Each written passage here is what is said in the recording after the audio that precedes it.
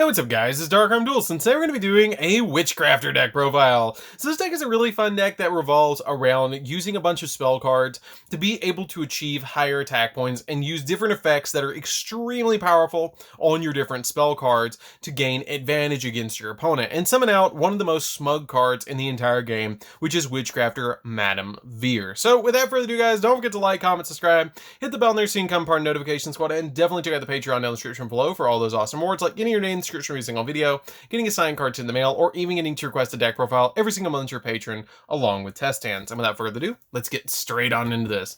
So first off, we're going to be playing a single copy of Madame Veer. So Madame Veer is the boss monster of this deck and is a fantastic boss monster at that, because during damage calculation, if a spellcaster monster battles an opponent's monster, then quick effect, you can reveal any number of spell cards with different names in your hand, and if you do, the battling monster gains 1,000 attack and defense for each one revealed until the end of the turn. And she also has a quick effect that you get to discard a spell card to negate the effects of all face-up monsters your opponent currently controls, so it cold waves your opponent. This card is fantastic in this deck and is an awesome boss monster. We're then playing a single copy of Witchcrafter Golem Aruru. Golem Aruru, to me, is a one-of in this particular build. I used to really like playing two of this, but I've kind of bumped it down for a couple of other cards in this deck to be a little bit more control-based.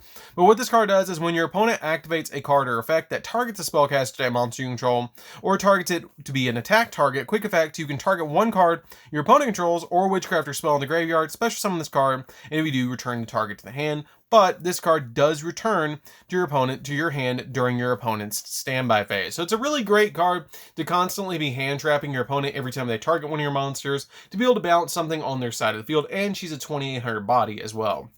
We then play a single copy of Witchcrafter Hane. Hane is also really good because your opponent cannot target other spellcaster monsters you control with card effects, and quick effect, you can discard any spell to target a face-up card your opponent controls and destroy it, which is an amazing effect. I wish she didn't target, but she does, to be able to destroy something, and she's just a really great card to be able to summon to your side of the field as a 2400 beat stick along with Madame Veer, because Madame Veer can negate and then Hane can pop. We then play 3 copies of the Fire Witchcrafter. She's one of the main ones that you're going to want to see in your hand, because during your main phase, quick effect, you can tribute this card to discard one spell to special summon any Witchcrafter monster from your deck except another copy of yourself. And you can banish this card from your grave to send a Witchcrafter card from your deck to the graveyard as well, which is also a really, really good effect. We then play a single copy of Witchcrafter Pottery. Pottery is really good in the deck too. She's just a one-up to me though, because I feel like with the other cards I'm playing in this deck, I don't want to clog too much. So playing a single copy of her is fine. You don't really need 3 or 2 of her. So what she does is during the main phase, you contribute her to discard a spell, special summon a Witchcrafter from the deck, and also she has the ability that you can banish this card from your grave to draw a card and then send a Witchcrafter card from your hand to the graveyard, which is a pretty good effect, but being able to special summon the Witchcrafter from your deck is going to be the main effect that you're looking for. We then play 2 copies of Witchcrafter Ginny. Ginny is a 2-of to me now. I've kind of bumped it down with the other cards that I'm playing in this deck. I used to play 3 Ginny, but I just feel like 2 is fine, because during your main phase, quick effect, you contribute this card to discard a spell, special summon any Witchcrafter from the deck, like all of them do, and then you get to discard, you can also banish this card from the graveyard, and any Witchcrafter spell from the grave, and this card's effect becomes a spell's effect. So you can copy any of your spell cards in the graveyard, which is a pretty good effect just to be able to copy those effects. We then play 3 copies of the Magistus of Veer. So I play 3 copies of Madame Veer in her Magistus form because I really feel like being able to search the invocation, Magistus invocation, is really good in this particular build. Now I'm not playing Spell Chronicler, so if you want to change her out because she's a little bit expensive, you can change this out for 3 copies of Spell Chronicler instead, which is totally up to you and a very good option as well if you're looking for something a little bit more budget. And if you're looking for something that you can change out for the 2 copies of the Magistus invocation, it could be something like an Upstart Goblin and a copy of Metalfoes Fusion to be able to send to graveyard off your copy of your Foolish Burial Goods, which is another option for you guys. You guys know I'm always looking out for you, trying to get those budget builds as well. So what this card does is if it's normal or special summon, if you choose to play this card, which I absolutely recommend it, if this card is normal or special summon, you get to activate these effects to either add a Magistus spell or trap from your deck to your hand, or use the really great effect to return one of your banished level 4 or lower spellcaster monsters to the graveyard. So she helps return all of these monsters back to the graveyard so you can then be able to use their effects again to copy effects to be able to send stuff from deck to graveyard or draw a card and then send a card to the graveyard, which is really, really good. She also has the ability you can banish her from the graveyard to target a Magistus monster you control and equip it with a Magistus monster from your graveyard, except a level 4 monster, which is barely going to come up, but you do play the Link monster, and the Fusion monster, so it does come up every so often.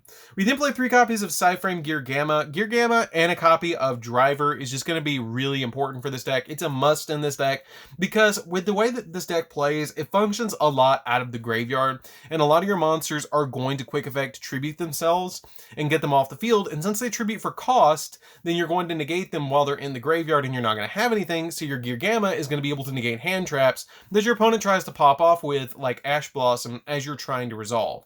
So using this card, or using these cards, is really, really, really important for this particular build. So that's it for the monsters, guys. Let's get into the spells.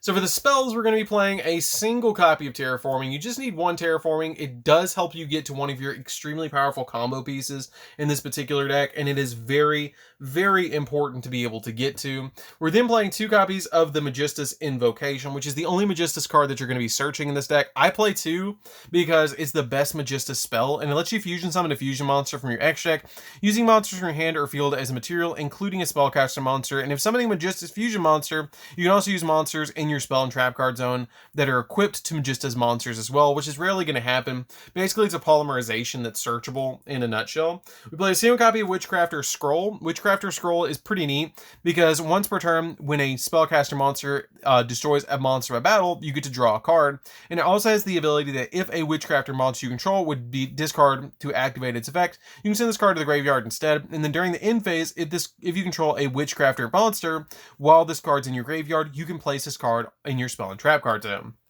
Now, your copy of By Street shares the exact same 2 dot effects as I just mentioned on Scroll, but it also has the ability that the first time that a Witchcrafter monster you control would be destroyed each turn by battle or by card effect, it's not destroyed, which is the only difference between these 2 cards. Basically, if you destroy a monster by battle with Scrolls, then you get to draw a card, and this one protects them from being destroyed by battle or by card effects. But the 2 bottom effects of, if a Witchcrafter monster you control would discard to activate an effect, you can send them to the graveyard, and then during the end phase, if you control a Witchcrafter monster while this card's in the graveyard, you can place it back in your spell and trap card zone, but you can only use either of those effects once per turn.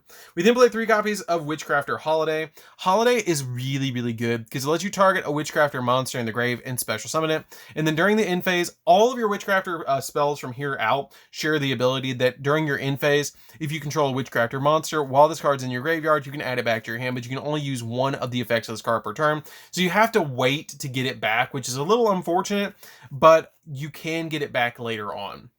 We then play 3 copies of Creation. I feel like 3 Creation is perfect in this build because it lets you add any Witchcrafter monster from your deck to your hand, and then it also shares the ability that you can add it back to your hand if you didn't activate it, if you control a Witchcrafter monster, which is pretty good.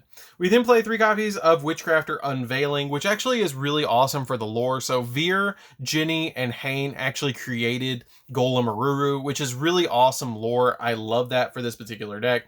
I think that's super cool and really, really amazing that they actually have lore that deep in this deck, that they actually created this card. But basically what it does is you can special summon any Witchcrafter monster from your hand, and if you do, your opponent can inactivate cards or effects in response to the activation of your spellcaster effects for the rest of the turn. And then during the end phase, if you control Witchcrafter, you can add it back to your hand if you didn't use the first effect. We then play 3 copies of Foolish Burial Goods, because Foolish Burial Goods can get any of these cards to the graveyard extremely quickly, so you can recover them during the end phase. And then 3 copies of Pot of Extravagance to help you dig through the deck. And then one of the most important cards in the entire build is 3 copies of Secret Village of the Spellcaster. So this card is ridiculous because what it does is if you're the only person that controls a spellcaster monster, your opponent cannot activate any spells at all. But if you don't control a spellcaster, then you can't activate spells, which is a little bit of a downside, but this card is absolutely busted in a deck like this that you're always going to control a spellcaster monster. Once you put Madame Veer on the field, if they destroy her or get rid of her for some reason, usually it's bust if you have this card on the field, but usually this card's going to lock like 30% to 40% of your opponent's deck down anyways, so they're not going to have super good ways to actually deal with this card, because the majority of cards that deal with cards like this are Mystical Space Typhoon, Twin Twisters, Cosmic Cyclone, stuff like that that are spell cards that can't deal with this card as it is. So this card is fantastic in the deck as a 3 of. So that's it for the spells, guys. Let's get into the traps. So for the traps, we're only playing one, and we're playing a single copy of Witchcrafter Patronus. So you might be looking at this going, why even bother with one trap? Well, this card is the main target that you're going to be using for Foolish Burial Goods. So what this card does is you get to target one of your spellcaster monsters that's banished or in the graveyard, shuffle it into the deck, and if you do, you get to add a Witchcrafter spell from your deck to your hand. But the really good effect is the graveyard effect, because if this card is sent to the graveyard, except if this card is sent to the graveyard except the turn it was sent there, you can manage this card to target any of your banished Witchcrafter spell cards with different names and add them to your hand. Now we're only playing a couple in this particular build. You're playing, I think, 5 different ones, which is By Street, Scroll, Creation, Holiday, and Unveiling. So you have a couple of different options. You have like 5 options that you can hit with this, but this card is pretty good to be able to just grab all of those back to your hand and have all those really amazing effects. So that's it for the main deck, guys. Let's get into the extra deck. So for the extra deck, it is an extravagance build. So this is kind of like, you kind of play a bunch of 2-ofs. So I will bring that up really quick, guys. So we're going to be opening up with 2 copies of Artemis, the Magistus Moon Maiden. Artemis is really good because she has the ability that you can use any level 4 or lower spellcaster, which is really great because you can link away any of your monsters that are normal summons for her and then use their effects in the graveyard. So she has the ability that if another Magistus monster is normal or special summoned while you control this monster, then you can take one of those, target one of those monsters you control, and then you get to equip this card you control to it. And then while this card is equipped to a monster, you can add a Magistus monster from your deck to your hand. You can only affect this card once per turn, which is a pretty decent effect just to be able to get you another search of another monster. We then play a single copy of Access Code Talker, which is a really great boss monster for this deck to be able to OTK your opponent. One copy of Boral Sword, because Boral Sword is another option. I will say you can play Boral Load over the Access Code if you want to, just to make it a little bit more budget. 2 copies of Selene, the Queen of Master Magicians. Now, this card is actually really great, and it's actually Artemis. Like, that's Artemis, which is really amazing. You can actually see it in the artwork that they're the same person. And actually what this card does is probably one of the best cards in the entire deck. So what she does is if this card is link summoned, you get to play spell counters on this up to the number of spells in the grave and on the field. And then also you get to detach 3 spell counters from this card, especially when 1 spellcaster monster from your hand or graveyard in defense position. This card is fantastic and super, super good to summon on the field. We play 2 copies of Unicorn just to spin stuff, 2 copies of Phoenix to pop spells or traps just in case we need to, 2 copies of IP Masquerena because it helps us go into Unicorn extremely easily and then spin stuff against our opponent, 2 copies of Iwas. Iwas is really good because what this card does is when it's equipped to a monster, or when this card is an equipped card, the equipped monster gains 1,000 attack and defense, and then during the main phase, you can target one other face-up monster on the field and equip this card to it, and if this card is equipped to an opponent's monster, you get to take control of that monster. So it makes it gain 1,000 and it takes the monster away, so it's really, really good to be able to fusion summon into this card, and it just requires any Magistus and another spellcaster, so it's really easy to summon this card to your side of the field by just normal summoning Veer to your side of the field. You can then link into this and take an opponent's monster. We then play a single copy of Cyframe Lord Omega because you are playing the Gamma package in this deck. It is really important to be able to use this card. Sometimes you will hit it with extravagance, which is fine because if you do this on your opponent's turn, then you're not going to get to use the cards anyways. But if you do it on your turn and you haven't activated extravagance yet, then you can use this card to rip a card out of your opponent's hand and get a 2800 beat stick on the field, which is pretty nice. And if you do hit this card with a copy, unfortunately, of extravagance, you can always use the Gamma and the Driver to go in IP or your copy of Phoenix. So there is other options if you want to. So that's it for the deck, guys. I hope you'd enjoy it. It's a really fun deck to play with. I really recommend this deck to you guys because it's super fun. I really like the way that the deck plays. And again, if you guys want to change those cards out, you can. If you don't want to play the Magistus cards, you still can play this card in the main deck. You can change out the copy of the fusions for 2 other link monsters, like 2 copies of Cerberus if you want to. You can change out the 3 Veers for 3 Spell Chroniclers, and then you can change out the 2 fusions for a copy of Metal Foes Fusion and an Upstart Goblin as well if you want to go that route. But it's totally up to you how you play the deck. So anyways, guys, this is DarkArmedDuelist. Don't forget to like, comment, subscribe, hit the bell next so you can become part of the notification squad, and definitely check out the Patreon down in the description below for all those awesome rewards. And we'll see you guys in the next video. See you later, guys.